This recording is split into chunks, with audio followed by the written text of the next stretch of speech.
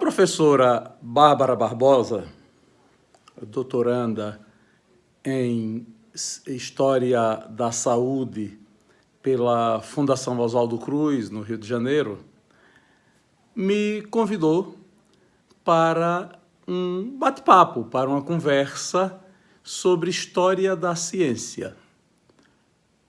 Foi muito bom, eu gostei muito da conversa, muito agradável, e a conversa resultou num diálogo que nós resolvemos, eu e ela, publicar neste vídeo que você vai ver agora.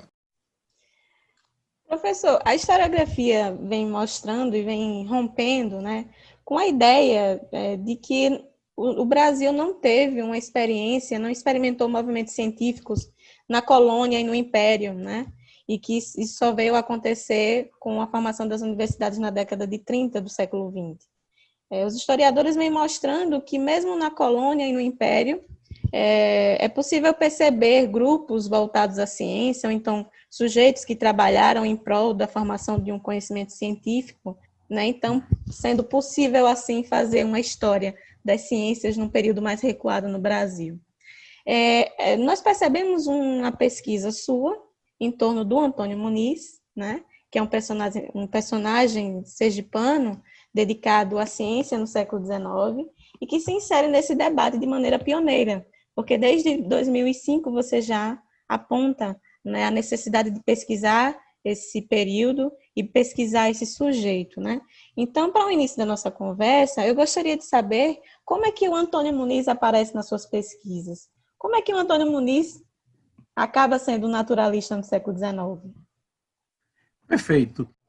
Deixa eu fazer um comentário primeiro sobre essa questão da historiografia, sobre a história da ciência, a partir essa certeza de que a ciência no Brasil só teria sido possível depois da década de 30, e eu diria mais, eu especificaria depois da criação da Universidade de São Paulo, e em seguida, depois que eu situar isto, a gente volta para o Antônio Muniz. Qual é o entendimento que eu tenho nisso? Se você apanhar os estudos sobre história da cultura no Brasil, se você apanhar os estudos sobre história da educação no Brasil, são conexos, você vai encontrar a mão forte de um grande intelectual brasileiro, uma figura referencial, chamada Fernando de Azevedo. Fernando de Azevedo publicou na Era Vargas, para servir de introdução ao censo de 1940, um livro chamado A Cultura Brasileira. A cultura brasileira é um compêndio no qual Fernando de Azevedo, ao seu modo, historiou todo o período da vida brasileira, desde a chegada dos portugueses até o século XX, até a metade do século XX. Fernando de Azevedo, ele cumpriu alguns papéis políticos importantes na vida brasileira. Fernando de Azevedo integrou um movimento que foi importante na educação brasileira nos anos 20 e nos anos 30, que veio até o final dos anos 40. Até o início da década de 50, até os anos 50, ainda esse movimento influenciava muito, chamado Pioneiros da Educação Nova. Os pioneiros da educação nova trouxeram para o Brasil o movimento norte-americano da escola nova, se ligaram a uma série de intelectuais da educação que influenciaram bastante a educação brasileira e tem como guia no discurso deles sobre a história intelectual, sobre a história cultural brasileira, o compêndio de Fernando de Azevedo, A Cultura Brasileira. O que é que Fernando de Azevedo diz em A Cultura Brasileira? Ele diz, olha, o Brasil nunca poderia ter prosperado intelectualmente, o Brasil nunca poderia ter prosperado no campo educacional, no campo da ciência, porque, diferente da colonização espanhola, a colonização portuguesa entregou tudo aos padres da Companhia de Jesus e de outras ordens religiosas, Os padres fizeram muito pouco, mas ainda fizeram alguma coisa, e o Brasil sofreu um retrocesso extraordinário em 1759, com a reforma do Marquês de Pombal na educação, com a reforma pombalina, que resultou na expulsão dos padres da Companhia de Jesus, na força que foi dada à Companhia dos Oratorianos de São Felipe Neri, em Portugal, e nas colônias, e a outras ordens religiosas que competiam um pouco a ocupação dos espaços com a Companhia de Jesus. Essa é a tese central de Fernando de Azevedo. Diz ele, foi um fracasso a política pombalina. Essa é a visão dele, com a qual eu não concordo. Diz ele mais, no Império nada se fez.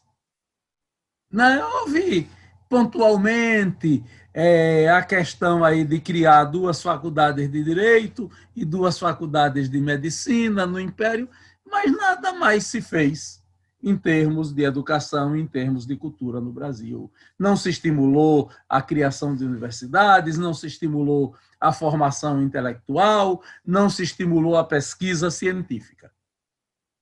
Diz Fernando de Azevedo. Diz ele, com a proclamação da República se tentou fazer alguma coisa, mas foi muito pouco. Somente a partir do movimento de 1922, a Semana de Arte Moderna, os movimentos que vieram conexos a isso, a renovação educacional comandada pelos pioneiros da educação nova, que publicaram o famoso Manifesto dos Pioneiros da Educação Nova, e a reunião de intelectuais e artistas, que foi a última década da Primeira República, resultariam em avanços que seriam conhecidos a partir de 1930. E São Paulo estava na liderança desse movimento. Não fora de propósito, Fernando de Azevedo é um dos homens que ajuda a fundar a Universidade de São Paulo. Fernando de Azevedo havia sido diretor da Instrução Pública do Distrito Federal quando o Washington Luiz era presidente e, com o golpe militar comandado pelo senhor Getúlio Vargas em 1930, o Washington Luiz foi deposto e Fernando Azevedo deixou a direção da Instrução Pública. Ora, dentro desse contexto, a interpretação de Fernando de Azevedo é ampla e, depois de publicar A Cultura Brasileira, ele publica em 2 volumes um outro livro importante, que é uma coletânea de artigos chamado As Ciências no Brasil. Ao publicar Ciências no Brasil, ele convida intelectuais, cientistas, historiadores da ciência de vários campos para escrever sobre cada campo. A medicina no Brasil, o direito no Brasil, a botânica no Brasil, a física no Brasil, química no Brasil, e faz uma coletânea em 2 volumes de artigos sobre a história da ciência no Brasil.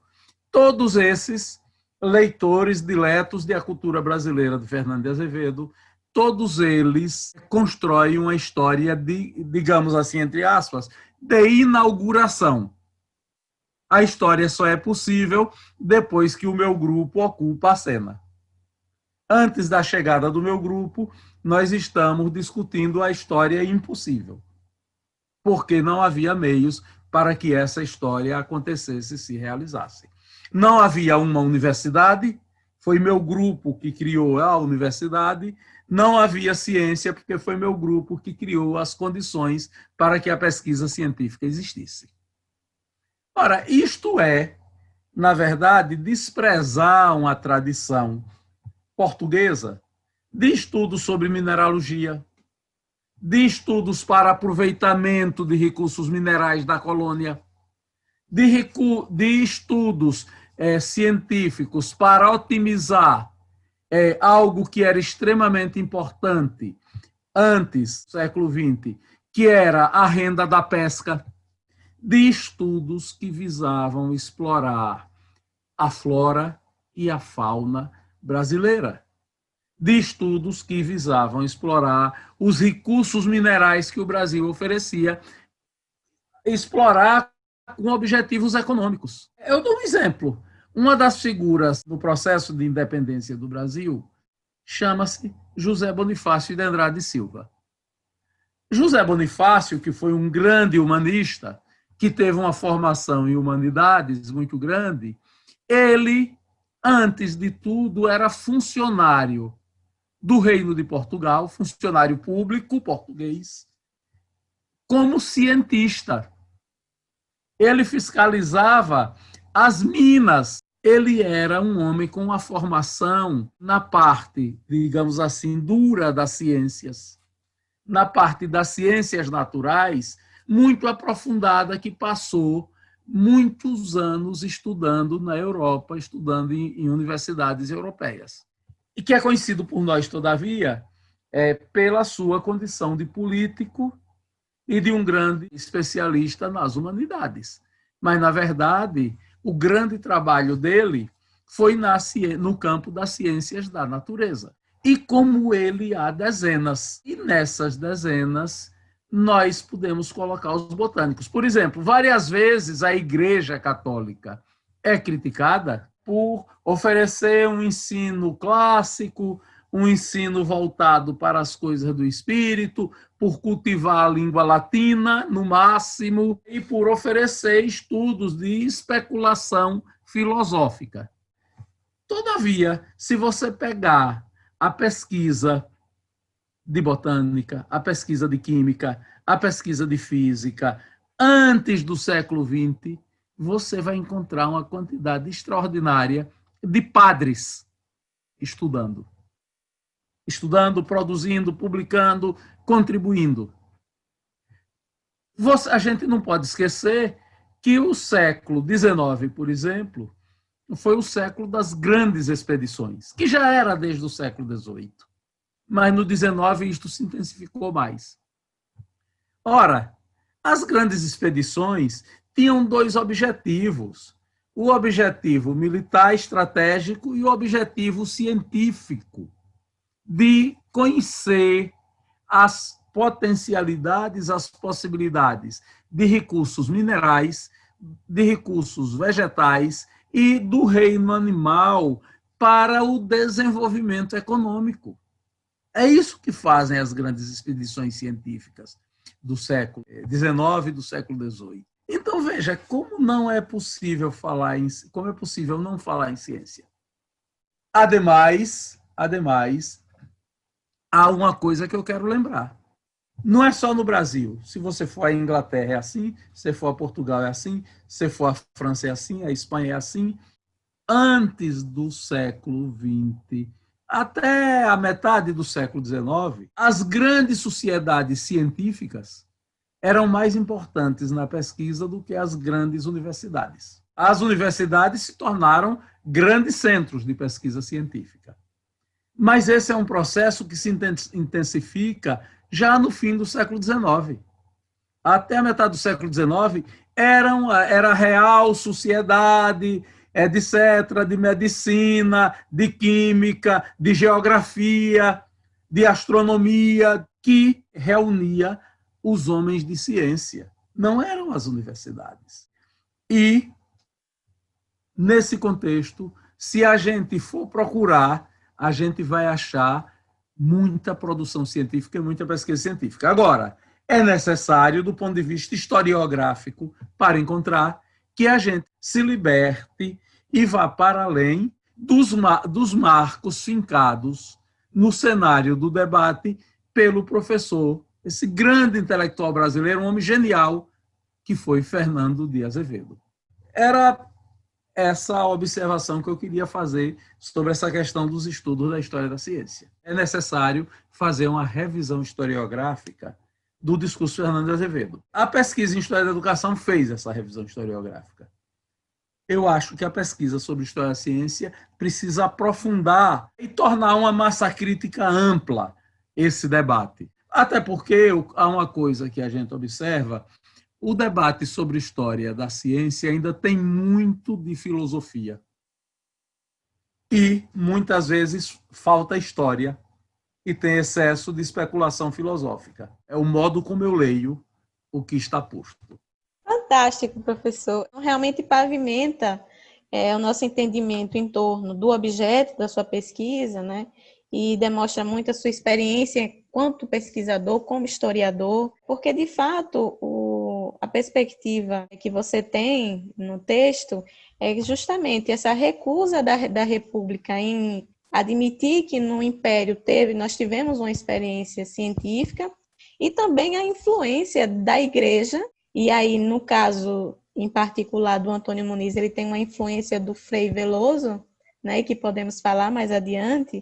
Então, fantástico essa sua introdução, né, e realmente pavimenta o nosso entendimento.